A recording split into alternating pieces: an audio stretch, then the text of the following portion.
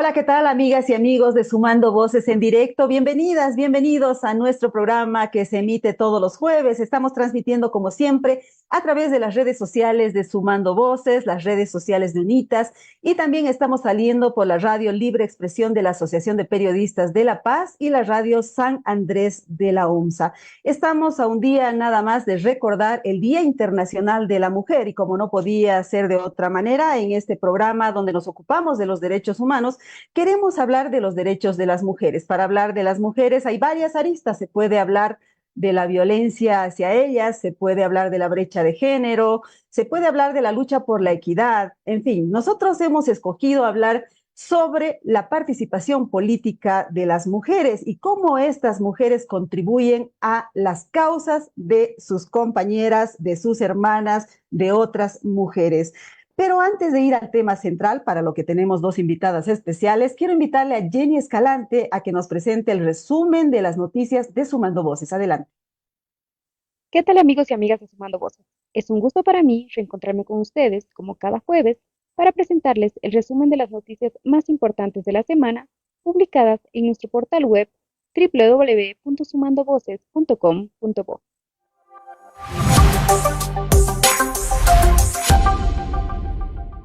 Evidencian en la CIDH que defensores de derechos en Bolivia enfrentan serios problemas de protección estatal.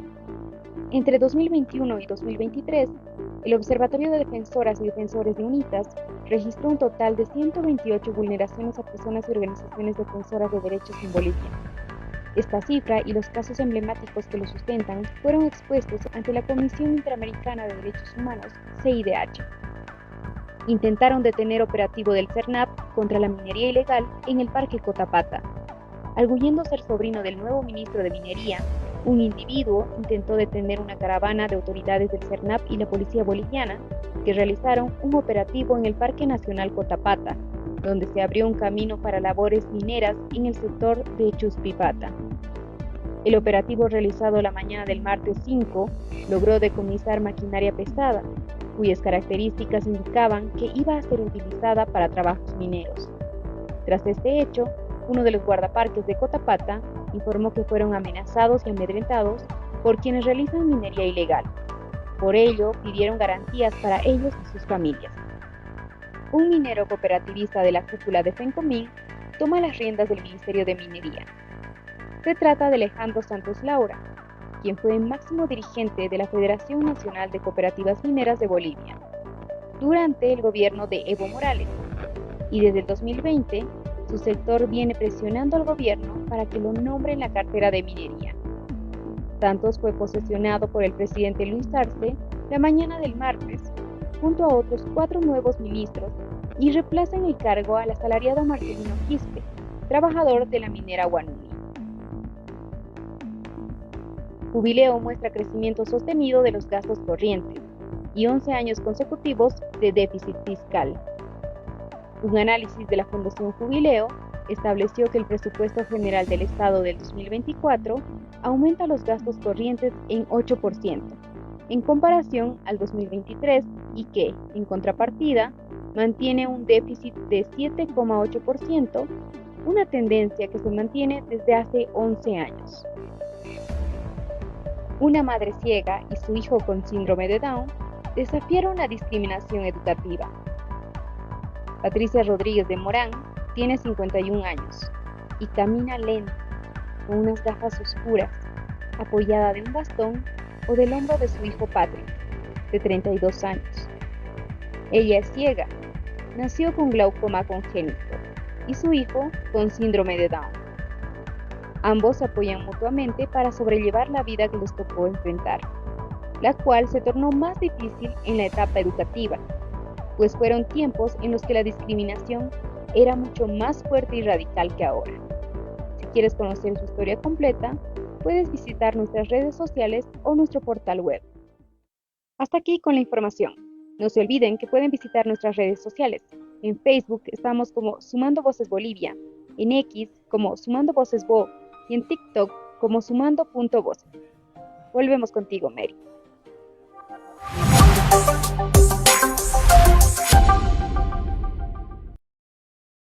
Gracias, Jenny, por ese reporte de sumandovoces.com.bo.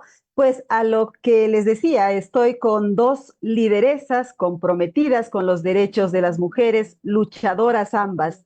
Quiero dar la bienvenida a Erika Brockman. Ella ha sido parlamentaria de nuestro país, es además politóloga y tiene enfoque de género en su trabajo. Adelante, Erika. Erika, tenemos el micrófono apagado, así que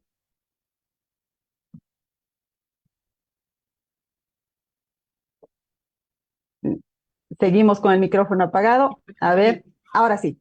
Bueno, muy buenos días, un saludo muy especial a vos, por supuesto que a Mariel, que nos va a acompañar, la vas a presentar más rato, y decirte que agradecida por esta invitación y felicitarte por Sumando Voces, porque es a partir de este tipo de iniciativas que uno se va a ir reinventando y vos vas a poder contribuir a el periodismo libre y al acceso a la información, digamos, independiente y autónoma en un contexto complejo que el que estamos viviendo.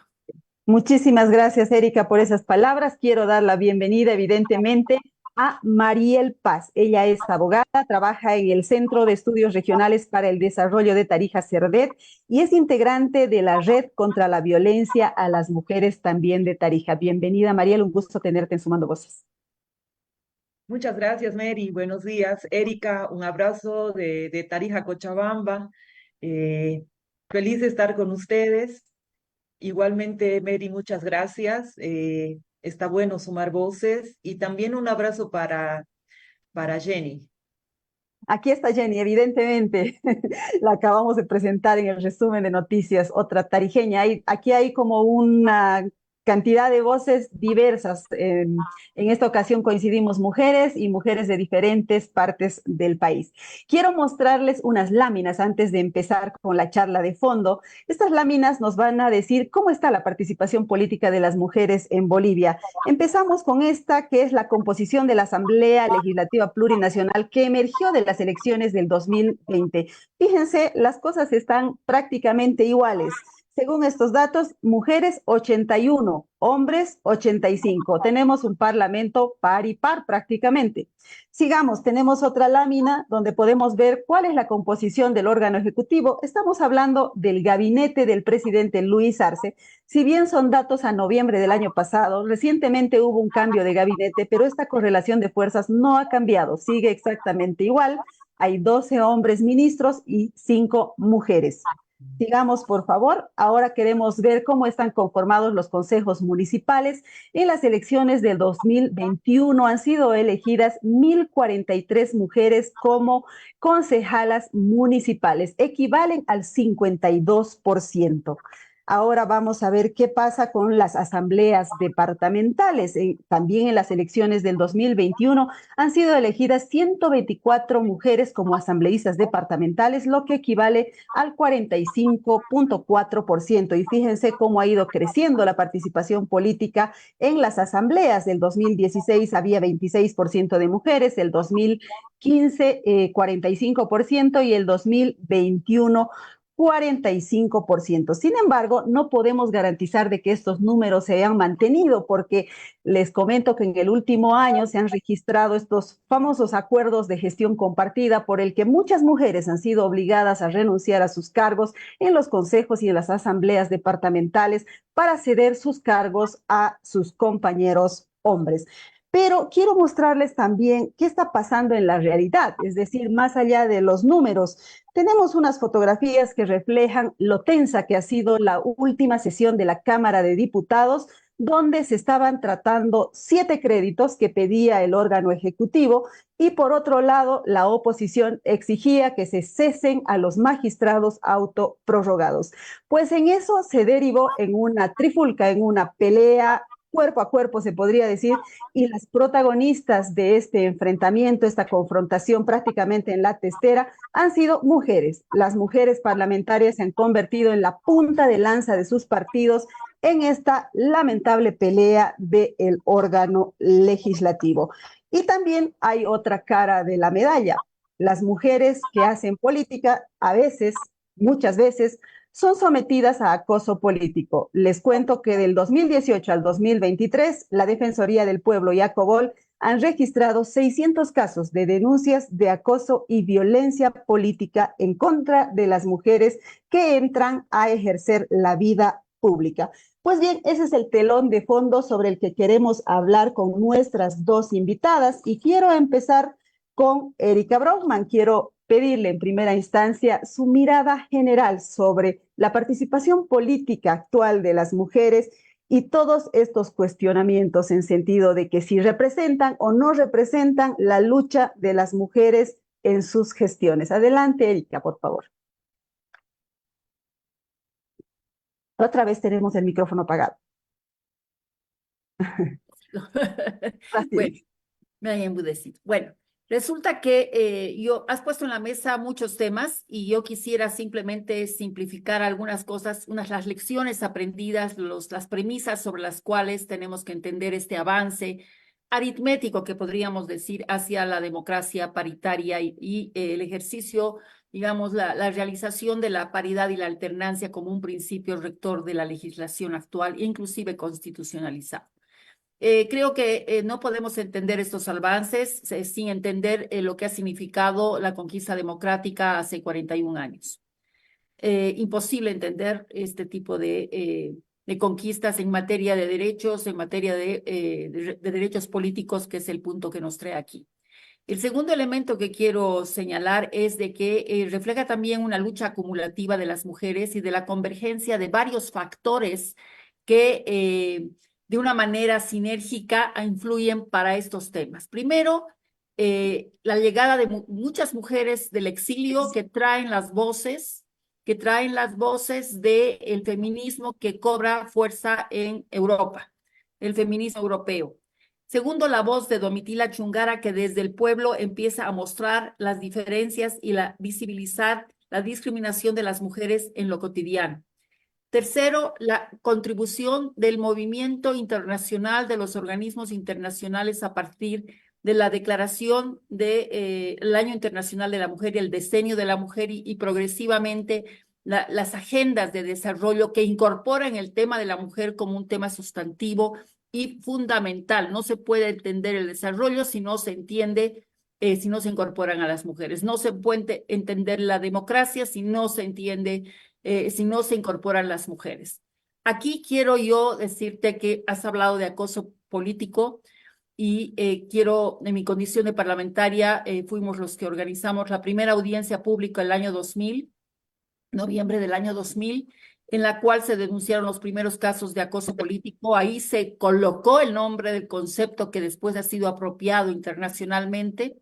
Lamentablemente no se pudo acelerar el tratamiento de esta ley focalizada en lo que era la violencia específica hacia las mujeres, porque la polarización política de dos bandos impidió lo que era la llave, digamos, del éxito de nuestra estrategia, que era la alianza multipartidaria, sin ideologías, más allá de los partidos, de las mujeres y tener una agenda clara. La agenda de la paridad ya estaba sostenida en la agenda legislativa que pergeñamos las mujeres el año 2002 y progresivamente fuimos avanzando. O sea, esto es un resultado acumulativo de la lucha de las mujeres y de las circunstancias que nos propicia la democracia y los procesos inclusivos. ¿Ya? La propia crisis política de los partidos políticos hace que se abran las puertas para oxigenar la política bajo el supuesto, no es tampoco válido totalmente, de que las mujeres iban a mejorar la política. Esencialmente es verdad, ha habido un cambio en las agendas legislativas. Yo no puedo entender, cuando estaba yo en el Parlamento, era imposible pensar que se hable del valor del trabajo doméstico a través de la discusión de la ley de las trabajadoras del hogar, o sea, del trabajo asalariado en el hogar, que tenía rostro femenino fundamentalmente, que estaba marcado por relaciones de servidumbre. Ahí hicimos la ley para el trabajo asalariado, se lo hizo pensando, esta era una alianza pero grande, esta era una alianza importante, entre mujeres de Condepa, inclusive ya aparecieron algunas del MAS, importantísimo el aporte que se hizo en ese entonces. Después, otros temas, derechos sexuales y reproductivos, imposible pensar en incorporar esa agenda si no están las mujeres. El otro elemento es que se empiezan a hablar de políticas transversales. O sea, cuando se ve el presupuesto general, ya empezamos a mirar cómo está la distribución de la torta presupuestaria y cómo está llegando eso a las mujeres en los municipios. Y la agenda de la violencia, que es la que más legitimidad cobra. A mí me tocó participar en la primera manifestación pública, marcha en el Prado en 1985, en noviembre, a propósito de la lucha contra las mujeres o contra la violencia. Éramos bichos raros, la gente nos insultaba, el tema de la violencia no estaba posicionado y permitió luego decir de que el tema de el mundo privado también es político. O sea, el tema de la violencia es un asunto de derechos personales y políticos y derechos humanos. Por lo tanto, el espacio público, el espacio privado del doméstico, lo que sucedía ahí, no podía estar al margen de lo que significaba la democratización de los roles y el respeto a la vida y a la integridad de las mujeres dentro de su propia casa. Entonces, esa fue nuestra primera lucha. ¿Qué más? Así, a pantallazos, estas cifras que tú muestras muestran lo que significó técnicamente en términos de legislación electoral el tránsito de las cuotas, ¿ya? De las cuotas que luchamos en 1997. Yo era la única senadora en medio de 26 caballeros, ¿ya? Y era la alianza de estas mujeres en la calle, la sociedad civil, las políticas unidas, las que permitieron hacer la ley de cuotas. Ahí nos dimos cuenta de que técnicamente las reformas electorales tienen mucho que ver con la efectividad de los resultados. No dieron los resultados que hubiésemos querido, pero fue la primera puerta. Ahí hablamos ya de la agenda de la paridad. Y aquí quiero terminar mi primera intervención para no monopolizar, decir que la paridad, muchos decían, nos resultó muy fácil de alguna manera introducir el tema de la paridad, porque la cuota era antipática para la gente. Recuerdo que perfectamente como estrategia dijimos el chachahuarmi es el 50%, el 50%. Si bien es también no deja de ser una consigna, una utopía que es parte del imaginario andino, nosotros utilizamos esa figura y fue fácil ya incorporar el 2004 la ley de agrupaciones ciudadanas de pueblos indígenas, ahí se incorpora el 50%. Pero quiero que la audiencia entienda por qué la paridad. La paridad no es una cuota.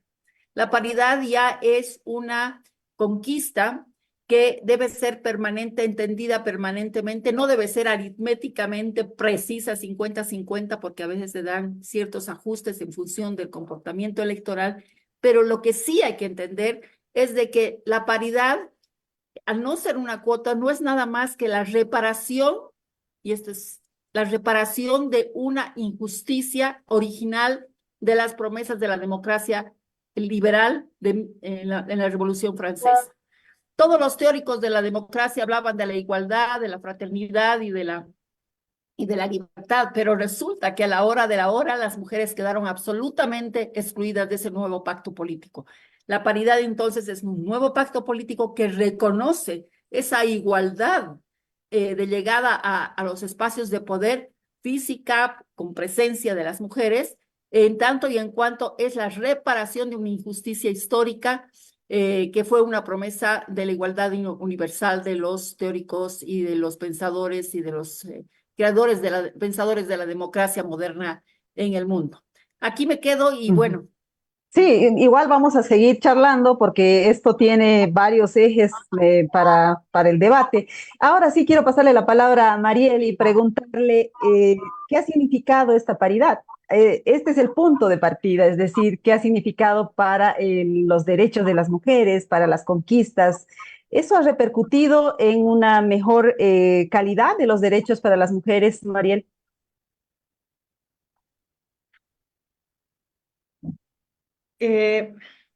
Si miramos en global los derechos de las mujeres en todos los ámbitos, Si podríamos bajar un mm, poquito la cámara, Mariel, porque te vemos un poquito como con mucho aire arriba. Ahora sí, mucho mejor. Ajá, ahora sí, ahora sí, adelante, Mariel. Sí. gracias. Mary, difícil respuesta. Y cuando hablaba Erika, justamente iba yo pensando en eso, ¿no? ¿Qué significa para toda la población de mujeres del país, la cantidad de mujeres que hay en la Asamblea Legislativa Plurinacional, eh, en los consejos municipales, en las asambleas departamentales. Y en un país como este, con las cifras de violencia más escandalosas a nivel de la región e inclusive del mundo, eh, cuesta reconocer una equivalencia entre la cantidad de mujeres ocupando espacios deliberativos en el sistema político y los problemas que todavía tenemos las mujeres. Sin embargo, yo creo que no sería justo pretender que esa mayoría de mujeres en el Parlamento y en diferentes lugares se tengan que hacer cargo de toda esta desigualdad histórica y tan profunda que hay en Bolivia. Entonces, yo lo pondría en los siguientes términos. Lo primero es que creo que Bolivia, como muy pocos países en el mundo, ha, ha logrado desarrollar un verdadero sistema de género dentro de la arquitectura electoral de Bolivia. Y Erika lo describía muy bien. Se ha empezado primero con las cuotas, luego se ha ido a la paridad, y luego yo añadiría que incluso se ha incorporado la paridad en el sistema de las bancadas indígenas, por ejemplo, en las asambleas legislativas departamentales, ¿no? Entonces se ha llegado a un nivel de sofisticación para lograr la paridad en diferentes niveles muy importante. Y sumamos a eso la ley contra la violencia y el acoso político a las mujeres, que creo que es la única ley en el mundo, ¿no? Entonces, creo que ahí ya hay un gran mérito de la democracia boliviana, desde los partidos, desde las mujeres feministas en los partidos políticos y, por supuesto, desde las mujeres del llano, desde las feministas y las defensoras de derechos de las mujeres que están fuera de los partidos políticos. Eh, yo creo, sin embargo, que la participación mayoritaria de las mujeres en la política tiene un costo muy alto. Tiene un costo altísimo que lo hemos visto con el caso de Juana Quispe. O sea, las mujeres se les puede ir la vida por acceder a su derecho a la participación política. O sea, así de dramática es la realidad. Hay un tema del que se habla mucho, pero en susurros y en voz baja. Es que con la gran mayoría de mujeres diputadas, senadoras, asambleístas, concejalas con las que yo hablo, hablan de todas las peripecias y los problemas que tienen que sufrir para lidiar como mujeres con el machismo por parte de sus propios compañeros, dentro de su partido y los de los otros partidos. Y el otro punto, Mary, es lo que pasa con las mujeres políticas cuando llegan a su casa, ¿no?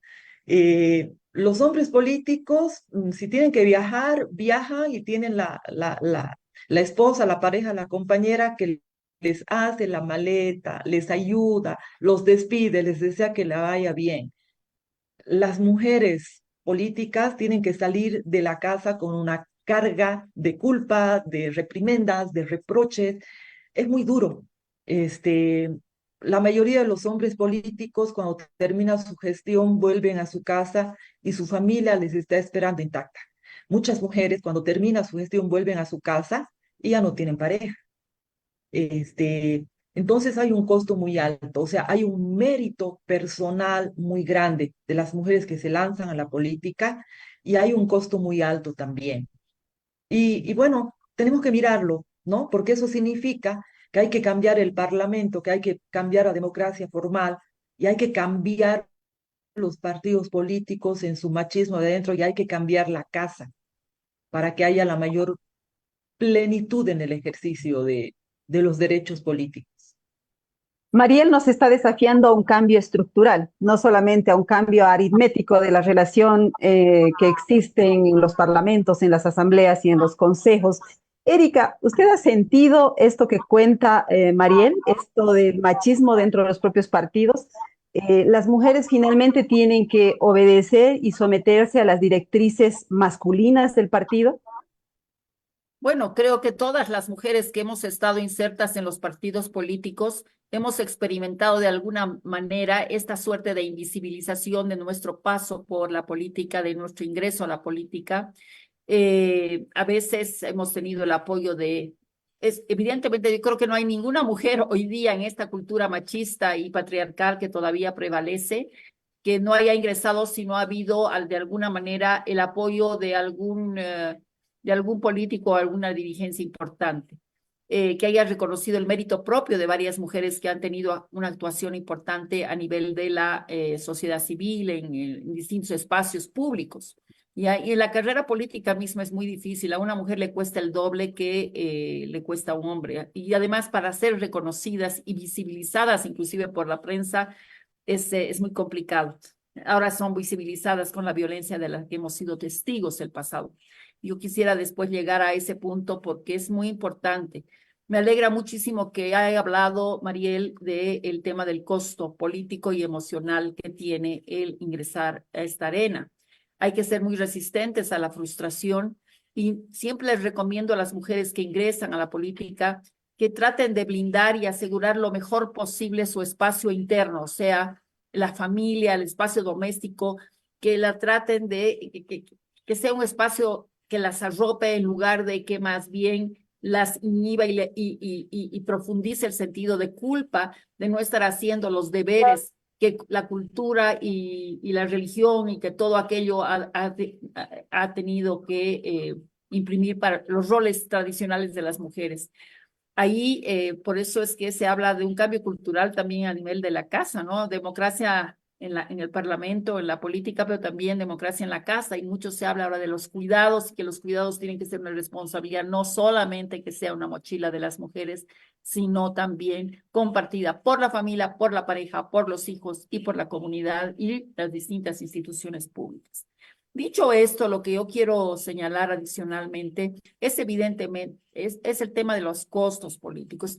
A mí ha habido una vez en que un compañero de partido me ha dicho, no me contradigas delante de la gente, ningún debate pequeñito, ¿no? O sea, yo no podría, yo podría escribir y ya estoy escribiendo algunos elementos que recién ahora me doy cuenta que eran parte de la discriminación que vivíamos. Yo era la única mujer y no había baño para mujeres en el Senado, por ejemplo. Eh, y claro, uno tenía que desenvolverse y tratar de poner cosas sustantivas en la mesa para que no te crean que simplemente eras un florero. Ahora, yo quiero también hablar de los tres elementos que son los enemigos de que las mujeres hagamos alianzas exitosas y que vayamos avanzando en esta interpelación y que tiene mucha relación por qué las mujeres ahora están en la primera trinchera de la pelea, ¿ya? De la pelea. No es la polarización. Cuando ya no puedes hablar con el otro, las mujeres ya no pueden hablar con el otro, con las otras, porque se ve mal, es una traición, ¿ya? Ya la primera toma de testera fue instrumentalizada por mujeres de Pollera del MAS el año 2002, si no me equivoco.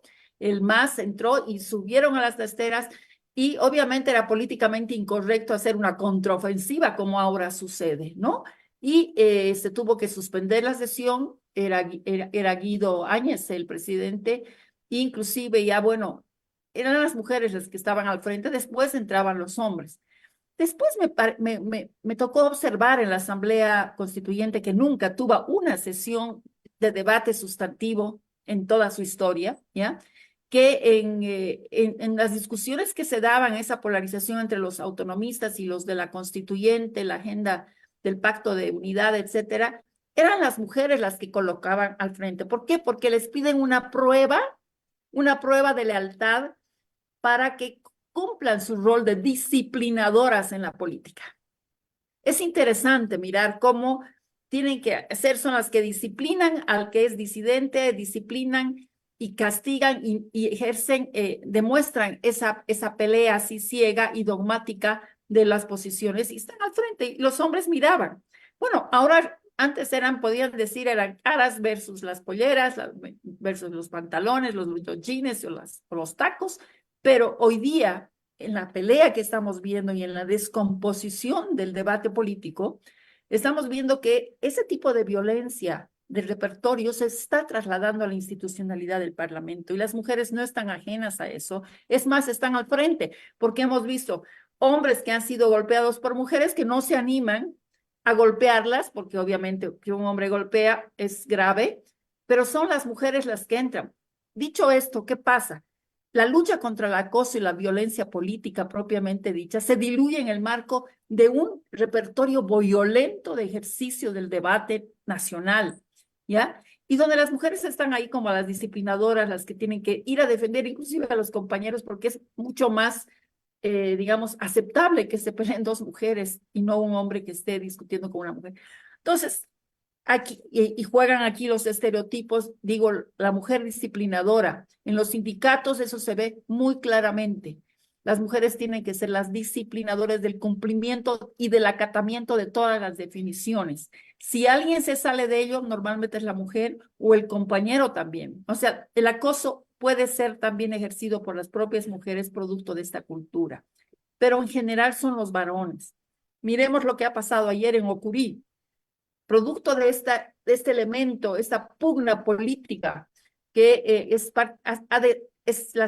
ha ocupado la centralidad de la política, que es la pugna del MAS. Resulta que un grupo de vistas va y trata de obligar a la renuncia a los concejales de Ocurí, son 7. La mujer ya renunció en aras de lo que tú precisamente decías, por usos y costumbres tienen que la otra mitad cumplirse. Pero en la democracia no es así. Cuando uno ejerce la titularidad de la representación, la tiene que ejercer plenamente.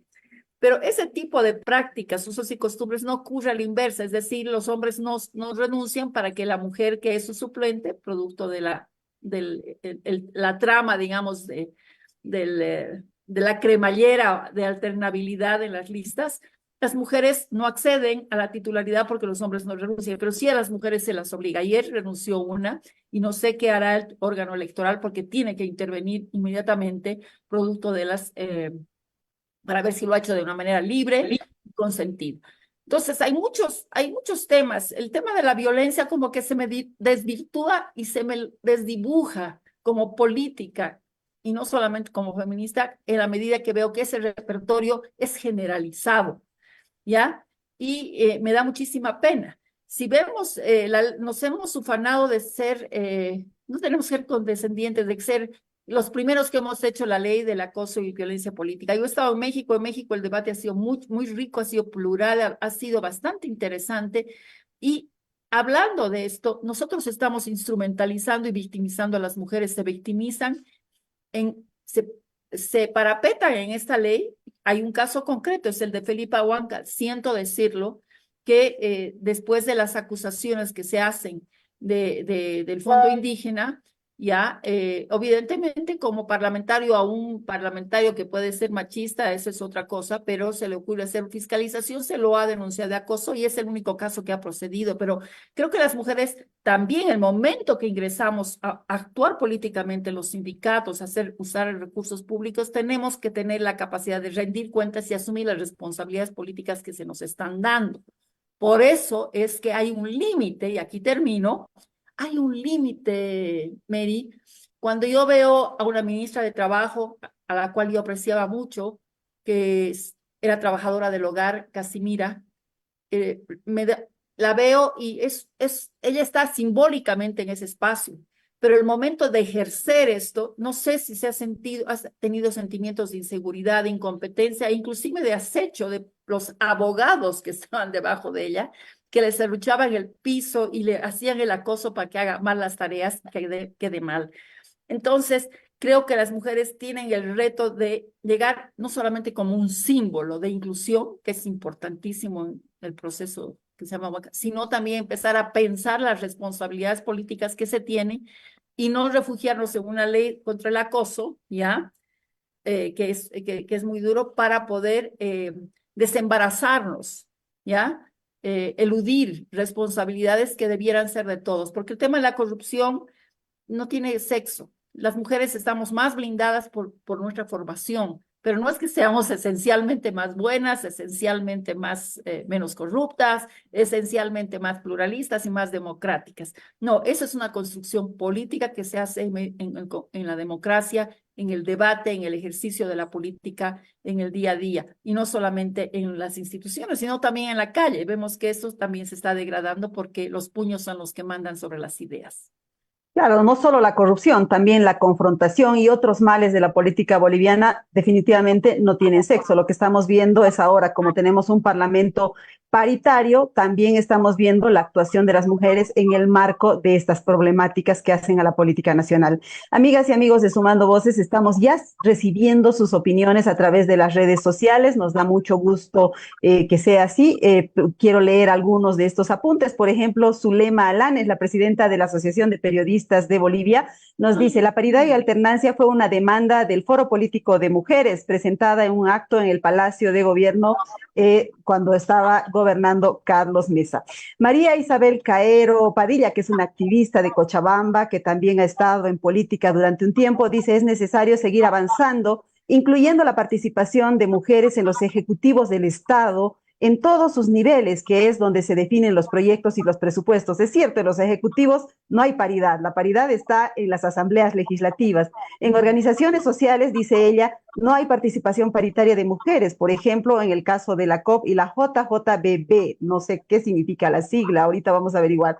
Elizabeth Rendis, desde Tarija, nos dice, ella es ejecutiva del sindicato de la prensa de Tarija y dice: una prueba como una prueba de amor, cuando Erika hablaba de esta prueba que piden a las mujeres en los partidos políticos. Y ya sabemos que las pruebas de amor no llevan a nada bueno, ¿verdad?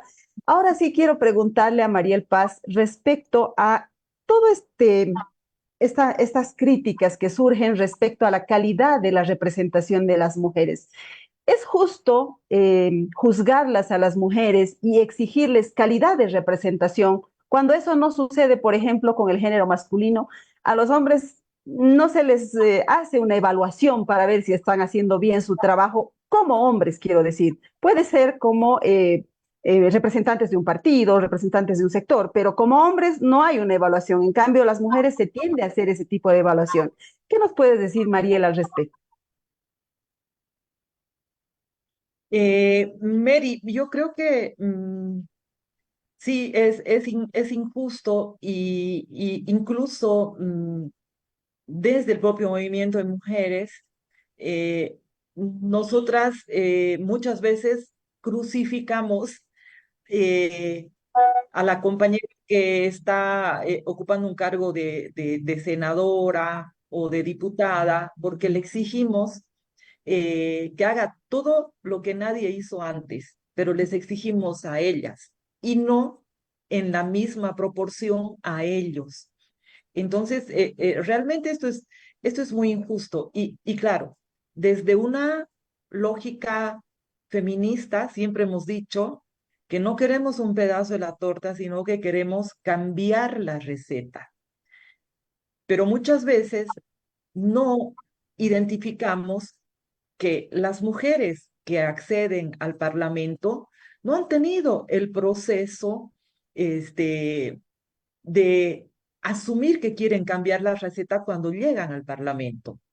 Eh, y bueno, está bien que coordinemos, que les hagamos llegar nuestras demandas, eh, pero no está bien que generemos climas de hostilidad, de poco apoyo, de poca comprensión del contexto. Yo creo que sí esperamos que habiendo mujeres en las representaciones, la agenda de las mujeres sea central. Y creo que sí tenemos que tener eso siempre muy presente y muy visible. Eh, lo que, lo que no tenemos que perder de vista tampoco es que no todas las mujeres han vivido un mismo proceso, que no todas las mujeres han asumido de la misma manera la prioridad de ciertas demandas, que cada mujer que llega al Parlamento llega de una historia distinta. Entonces, hay tiempos. Y yo he escuchado muchas veces críticas de, ¿para qué queremos más mujeres en el Parlamento si eso no ha cambiado nada. Yo quiero reivindicar la política de la presencia, es decir, la presencia, la figura de una mujer guaraní, quechua, aymara, con su vestimenta tradicional, en el Parlamento es muy importante. O sea, las niñas de la comunidad guaraní de Chimeo pueden decir, yo puedo llegar ahí. Las niñas de la comunidad, no sé, Aymara y Copacabana pueden decir, yo si quiero puedo llegar a ser parlamentaria. Entonces, la presencia, la visibilidad es muy importante. Yo creo que tenemos que caminar un largo camino juntas entre mujeres para ir ensamblándonos, sí, en una agenda política, pero en una agenda respetuosa de los tiempos, respetuosa de las diferentes orígenes y de las diferentes historias. Lo que decía Erika hace un rato me deja impactada. Yo creo que las mujeres que entran a un parlamento, y de repente hacen una escena de violencia física en la sesión, están expresando la obediencia a un mandato. Ellas son conscientes de que son muy vulnerables, o sea, ellas entran en desigualdad de condiciones al juego político y se sienten muy presionadas para hacer visible su lealtad al jefe del partido, de la bancada, al partido. Yo no digo que eso está bien, y yo no digo que todas las Tenemos un pequeño corte de internet en la mujeres las que computadora. tienen Ahí que está, volvió. protagonizar una situación de violencia. Entonces, bueno, pues Adelante, damos Mariel, estamos mucho escuchando. para seguir trabajando en el tema de política. Ujú. Muy bien, ahora sí quiero preguntarle a Erika, bueno, y a propósito, doña María Isabel Caero me dice desde Cochabamba que JJBB son las juntas vecinales o las organizaciones territoriales de base, es decir, allí no hay paridad, eso es lo que ella nos quiso decir. A Erika quisiera preguntarle sobre cuál es el siguiente paso. Ok, se ha logrado la paridad en las asambleas legislativas, hay participación política también en los ejecutivos, aunque no en los mismos niveles. Se han trabajado leyes muy importantes, ¿no? La ley 348, se ha trabajado la ley contra el acoso y la violencia política. ¿Cuál es el siguiente paso, Erika, en esta lucha de las mujeres por romper los famosos techos de cristal de los que se habla en esta situación? Otra vez el micrófono, Erika. Alguien me está enmudeciendo desde las... Bueno, Esperemos que no sea en el Parlamento. no, no, no, no, no. No, es control técnico. Bueno, a ver, yo creo que hay que seguir sumando voces, hay que tener capacidad de converger las mujeres en una agenda legislativa, retomar ese trabajo que se hizo con el foro político que mencionaba Zulema Lanes. Es muy difícil hacerlo en tiempos de polarización, de caudillismo y de clientelismo, que son elementos que están permeando la cultura política y se han consolidado o se han reforzado en los últimos tiempos. Pero la lucha continúa, o sea, hay todavía una agenda que cumplir. Y la agenda es de que por lo menos las leyes se cumplan, pero se las cumple bien, no instrumentalizándolas, se las cumpla de buena manera. Lo otro es de que no puede haber una agenda de las mujeres, una justicia contra la lucha contra la violencia, sí hay una crisis estructural de la justicia, no podemos hacer una burbuja que atienda bien a las mujeres, no, tenemos necesariamente, y aquí ojalá se presenten mujeres de valía en la convocatoria para la elección judicial, aparezcan mujeres que tienen trayectoria y además es idónea. Independientemente de que no nos guste el método de elección, pero esa es la realidad, o sea, hay que ser pragmáticos y ojalá se presenten. Hay todavía unos días. No se puede hacer efectiva la lucha contra la violencia si estructuralmente hay crisis de la justicia. ¿Ya? Ese es un tema. Y además, cuando digo no solamente los jueces, sino de toda la cadena de atención. Ha sido muy positivo esta movilización de redes y de apoyo a las mujeres que experimentan violencia, la participación de las brigadistas en el caso de, por ejemplo, en el Alto de La Paz, con el Centro de Promoción Gregorio de Paz, hemos impulsado el modelo de las brigadistas, que son mujeres que de alguna manera experimentaron violencia y se empoderan y empiezan a reconocer el problema y tratan de apoyar a sus propias pares, mujeres pares.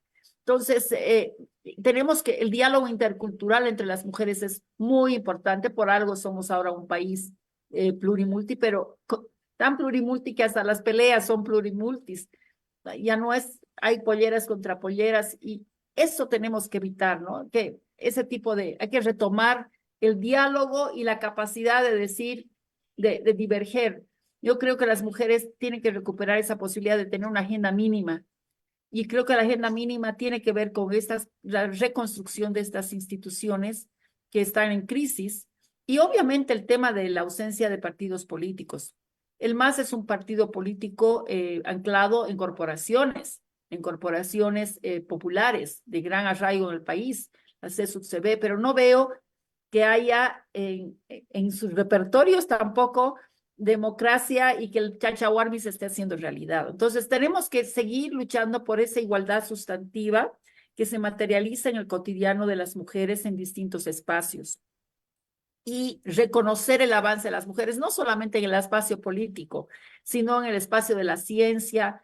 Creo que hoy día se están reconociendo a varias mujeres que están están innovando, están generando, están brillando por sí mismas en distintos campos científicos, entrar en ámbitos no tradicionales. En esa línea debemos estar las mujeres y no creer de que sean supermujeres. O sea, somos demasiado crueles para juzgar a las mujeres y yo les digo, no estamos ahí para ser supermujeres ni hacernos cargos de todos los males del mundo. Estamos ahí para hacer lo que es posible en términos de la política real, ¿no? Y ojalá algún momento las mujeres aparezcan diciendo, bueno, ya basta de esta polarización, traten de contribuir a la despolarización, que es un tema de la agenda política que tiene que ver con ¿cómo se llama? La despatriarcalización implica también cuestionar la violencia, ¿no? La violencia y reponer la democracia y la política como un espacio de resolución de conflictos vía institucional, vía diálogo, vía consensos. Ujú. Yo quisiera abordar con Mariel el tema de la participación política de las mujeres en el órgano judicial y en las fiscalías, porque yo sé que ella hace seguimiento a casos de violencia en Tarija. Pero antes quiero leerles el comentario de Ananí Chávez. Aquí nos caracterizamos por ser pluralistas ante todo y vamos a leer todos los comentarios que lleguen. Dice, o sea que debe haber vestimenta indígena solo para que las niñas se animen a hacer política. Me pregunto si alguna vez esta señora ha ido a visitar los pueblos indígenas y ha visto la carencia que sufren las niñas. Una vista femenina jamás será la solución, sino ser más pragmáticos, ¿no? Creo que es una respuesta al comentario que hizo Mariel respecto al simbolismo que puede llevar la participación de parlamentarias indígenas en la vida política. Mariel, por favor, y quisiera hablar un poco también, unir a este comentario, pero sobre todo hablar de la participación de las mujeres en el órgano judicial y en las fiscalías, porque quiero saber si allá hay empatía, es decir, con las víctimas, con las niñas que sufren violencia, con las familias que han perdido a una mujer, a una madre víctima de feminicidio. Adelante, Mariel. Gracias, Mary. Bueno, respecto al comentario que hacía, está bien, eso es la democracia y eso es sumar voces, no pasa nada, cada quien piensa distinto. Solamente decirle que con mucha humildad, que desde hace más o menos 30 años trabajo con los pueblos indígenas del Chaco, Guaraní, Tapiete y Huenayec. Entonces, por lo menos el universo del Chaco indígena sí lo conozco, ¿no? Eh, y he trabajado con niñas indígenas, trabajamos justamente en nuestra institución con niñas indígenas. Eh, sobre la presencia de mujeres en los espacios de justicia. Hay un avance importante a pesar de lo mal que está la justicia. como decía Erika hace un rato, o sea, ser mujer jueza o ser mujer fiscal no es equivalente a ser una mujer empática con una víctima de violencia en todos los casos. Pero sí hay una generación de mujeres juezas jóvenes que elaboran sentencias muy sensibles a la diferencia de género. Hay un comité de género del órgano judicial que, en mi juicio, ha logrado avances importantes en capacitar a jueces, fiscales, en juzgar con perspectiva de género, en analizar un hecho no a la luz del prejuicio machista clásico, sino a la luz de las condiciones adversas que vive una mujer víctima de violencia. Es absolutamente insuficiente todo lo que se está haciendo. El avance es importante, lo valoro mucho, valoro el Comité de Género del órgano judicial a nivel nacional, al que hemos acudido varias veces y hemos sido escuchadas. El punto, Mary, es que nosotras podemos acceder al Comité de Género del órgano judicial o a determinada instancia judicial porque somos abogadas, porque somos feministas, porque hacemos bulla, porque de alguna manera se nos conoce y se teme lo que podamos denunciar después. El punto es que cuántas mujeres hay que no tienen esa posición de presionar, de tocar puertas y que viven todos los días la injusticia en los pasillos de los palacios de justicia. Entonces, los avances son importantes, pero son muy pequeños frente a la situación crítica de los órganos de justicia. Y no solo hablar de jueces o de fiscales o tribunales. El problema se entrampa con un oficial de diligencias, con un policía de la FELCSB. O sea, hay que salvar obstáculos todos los días, desde los niveles más pequeños hasta los más altos. Realmente es una situación lamentable la de la mala justicia o del poco acceso a la justicia para las víctimas. Ni hablar de las víctimas que se encuentran en lugares remotos, alejados, en fronteras. Si decimos que la justicia anda mal desde nuestra perspectiva de las urbanidades, el problema es mucho más dramático en lugares más alejados. Sin duda el problema es estructural, ancestral y ahora además sazonado y aumentado por esta polarización política en la que estamos viviendo, que ha llevado también a una crisis de institucionalidad en la justicia boliviana. Antes de despedirnos del panel, quisiera preguntarle a Erika qué falta para que Bolivia se anime a tener presidenta mujer. A ver, qué es lo que falta?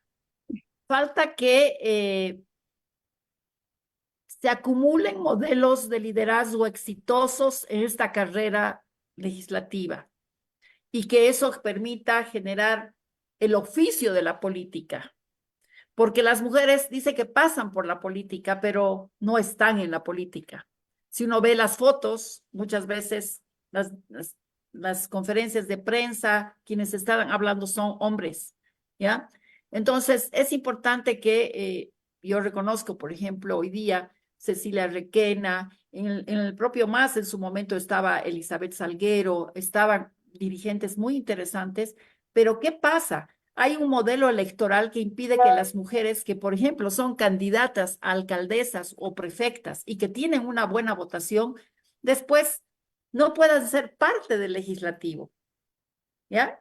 Antes eso era posible, ser parte del legislativo siendo candidato presidencial, y eso permitía que esa presencia empiece a cobrar visibilidad, liderazgo, ganar espacio. Después desaparecen del mapa. No hay ningún espacio donde puedan hacer política. Entonces yo creo que aquí hay un diseño institucional normativo importante y que tengan el coraje. La verdad es que hay que tener el coraje y más todavía ahora donde no hay absolutamente ningún incentivo para hacer política.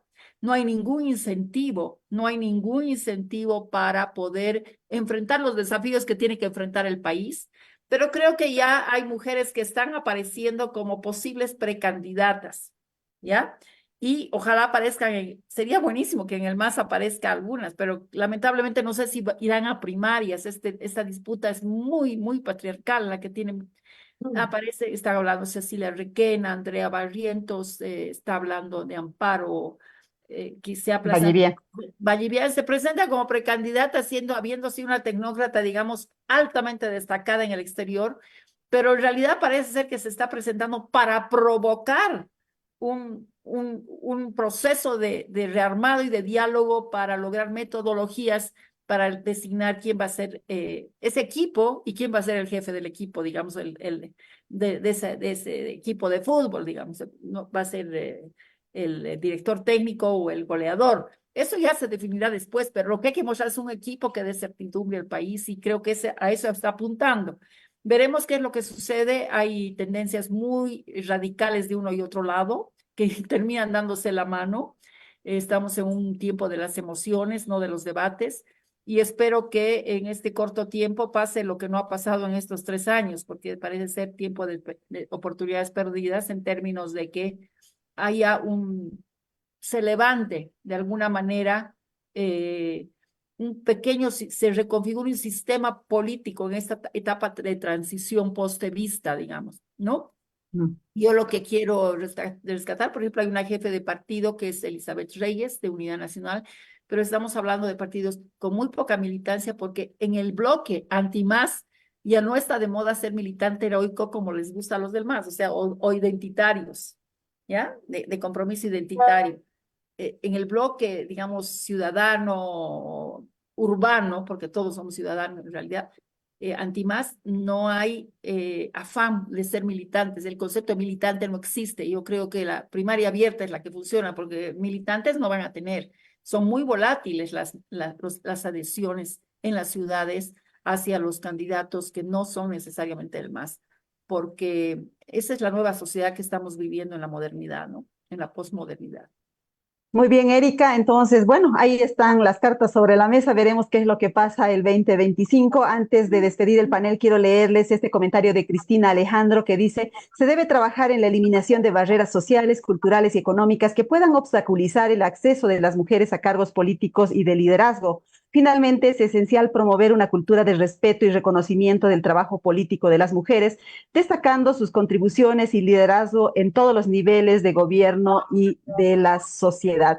Mariel, muchísimas gracias, un abrazo fuerte, solidario y gracias también por ese trabajo que realizas en bien de las poblaciones indígenas del Chaco. Un abrazo desde La Paz hasta Tarija. Recibo ese abrazo. Gracias. Gracias. Igual un abrazo para todas ustedes, para Erika, también para Jenny y para vos, Mary. Y bueno, mañana salimos a la calle por el 8 de marzo. Gracias. Seguro, seguro que sí. Es un día de lucha y de reivindicación. Erika, muchísimas gracias. Un abrazo para ti también. Un abrazo para todas las mujeres y bueno, seguimos abriendo brecha. De eso se trata. Así es. Amigas y amigos de Sumando Voces, nosotros vamos a continuar porque tenemos preparado para ustedes un video que nos muestra una historia de una mujer que a mí me inspira bastante. Ella es electricista, se llama Marta Quispe y quiero que vean su historia porque en este 8 de marzo merece también que mostremos historias positivas y que nos inspiremos. Mi nombre es Marta Quispe Gorachi, tengo 51 años, yo soy electricista. Estudié en el Instituto Marcelo Quiroga Santa Cruz. Salí como electricidad industrial. Actualmente me dedico a hacer instalaciones domiciliarias, residenciales y me estoy especializando en esa área. ¿Cómo ha empezado esto? Ha sido a raíz de que mi esposo, bueno, lamentablemente me dijo palabras muy ofensivas que me lastimaron mucho, ¿no? Dije, no, tengo que forjarme una meta, un rumbo donde tengo que ser yo, ¿ya? Donde nadie más me tenga que lastimar y ofender. Al principio fue muy duro, porque todos se opusieron. Más que la familia, ¿no? El esposo, que no, está haciendo perder tiempo, no vas a poder. sin motivo está haciendo, o sea, te estás metiendo a cosas de hombres. Era como que para decir, alzo las manos, pero yo dije, no, tengo que poder, les voy a demostrar. Pero al final lo terminé y fui la única mujer que de mi curso me gradué, con un compañero más. Los demás lo dejaron por X motivo. Con los cursos que pasé también como 3 años y medio, casi 4 años que estoy en esta área, pasando uno y otro curso. O sea, no solo he pasado electricidad, también he pasado pintura, sé colocar cielo falso, piso flotante, algo de cerámica, algo de plomería. O sea, esto de la construcción me ha llamado más la atención. Hay varones que sí son tranquilos, pero a veces también hay varones que sí son machistas, ¿no? Te miran especial y, como decía, no podrá, o sea, te miran como bichos raros. La diferencia entre el varón y la mujer es la fuerza. Eso es lo único que nos diferencia, nos hace diferente. Que nosotros como mujeres no podemos hacer cosas pesadas, no tenemos que cuidar, ¿no? Somos mamás y no podemos, ¿no? Entonces corremos mucho riesgo. Entonces, pero sí hay herramientas donde pueden suplir la fuerza, ¿no? Entonces he comprado como un taladro que tiene 2 cuchillas, entonces, y eso me ayuda a mí a calar en las obras. Ya puedo calar, ya puedo entubar y cablear normalmente. Por eso es que a veces uno tiene que aprender a vencer sus miedos, a lidiar con sus fracasos, también sentirse muy feliz cuando uno vence, ¿no? O sea, le va bien. Realmente en este día que es tan especial de la mujer, les digo de que sí se puede. Si uno se traza una meta, busca, no es fácil. O sea, uno tiene que investigar y decir, ¿será que se puede? ¿Cómo hago? ¿Cómo lo han hecho? Entonces, se puede, no es que no, sí implica sacrificio, días, digamos, de velada, sin dormir, levantarse temprano, incluso a veces, ¿no? Abandonar a la familia, quizás en algunos casos, pero se puede. Qué lindo mensaje el que nos deja doña Marta Quispe Guarachi. Quiero mandarle un abrazo grande a ella por este 8 de marzo y en ella quiero también abrazar a todas las demás mujeres. Doña Marta es integrante de la Asociación de Mujeres Constructoras de ASOMUC y a través de ASOMUC ella es integrante del colectivo urbano del colectivo urbano que recibe apoyo del programa urbano de UNITAS. En el final, amigas y amigos, quiero leerles un pequeño resumen de nuestro editorial. Ustedes lo pueden ver completo en nuestro sitio web, pero el editorial titula así: de la sequía a las inundaciones. Bolivia ha pasado de la sequía extrema a las inundaciones descontroladas que han dejado más de 40 personas fallecidas, unas 30.000 familias entre afectadas y damnificadas, y más de 800 viviendas destruidas, según el reporte oficial del gobierno. Esta situación contrasta con la sequía que tuvo el país en vilo hasta diciembre del año pasado. Por entonces, la gente se quejaba por la escasez de agua, por el bajo nivel de las represas e incluso había empezado el racionamiento en algunas urbes como Potosí, Cochabamba y Sucre. 2 meses después, la misma gente está preocupada por las riadas y porque las represas que están en el agua a tope, con el agua a tope, podrían provocar más inundaciones. Sin embargo, estos desastres no son tan naturales como se podría creer. La humanidad está contribuyendo a que las consecuencias sean cada vez más acentuadas. La contribución de Bolivia, entre comillas, es que, como bien se sabe, la deforestación, la quema de bosques, los proyectos extractivistas que toman los parques nacionales y la frenética actividad aurífera en los ríos del norte de La Paz. Frente a esta realidad, no solo se requiere contabilizar pérdidas y movilizar socorristas, que está bien para afrontar la emergencia, pero lo que realmente haría la diferencia es cambiar la visión de desarrollo para no tener que lamentar más pérdidas humanas y materiales. En la protección del medio ambiente todos tenemos corresponsabilidad, desde las autoridades que bien podrían apostar por proyectos sostenibles hasta los ciudadanos que podríamos hacer un manejo responsable del agua o mantener los drenajes limpios en las ciudades. Amigas y amigos de Sumando Voces en directo, muchísimas gracias por habernos seguido en este programa. Ha sido un programa netamente femenino. Vieron que la participación fue totalmente femenina. Sin embargo, también quiero mandar un abrazo a nuestros compañeros hombres que hacen posible este programa también detrás de las cámaras, entre ellos a Rodolfo Hualpa y también a Roberto Mikihiro. Y por supuesto a nuestra amiga compañera de trabajo, Sandra Mamani, la coordinadora del área de comunicación de la Red Unitas. Muchísimas gracias, amigos y amigos, por habernos seguido. Nos vemos el próximo jueves.